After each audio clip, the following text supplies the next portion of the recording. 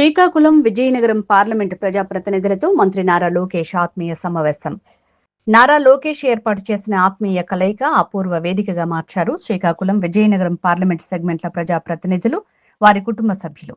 ఉండవల్లి నివాసంలో మంత్రి నారా లోకేష్ సోమవారం ఇచ్చిన విందు నవ్వుల విందుగా అతిథులందరికీ ఆనందాన్ని పంచింది. ఒకరినొకరు ఆత్మీయంగా పలకరించుకుంటూ కుటుంబ సభ్యులను పరస్పరం పరిచయం చేసుకున్నారు. క్షణాల్లోనే అందరూ ఆత్మీయుల్లా మారిపోయి నవ్వుతూ నవ్వేస్తూ అపురూప క్షణాలను ఆస్వాదించారు. ఒక్కరి ఫోను రింగ్ కాలేదు. విందు సమావేశం ముగిసేంత వరకు ఎవ్వరూ బయటికి కదలలేదు. ప్రేమలు, పెళ్లిళ్లు, పిల్లల బాగోగులు, ప్రాంత ప్రత్యేకతలు చర్చించుకున్నారు.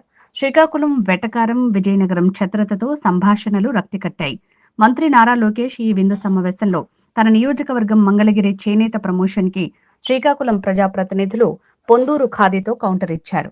మహాత్మా గాంధీ మెచ్చిన పొందూరు ఖాదీ పంచులు బహూకరించారు.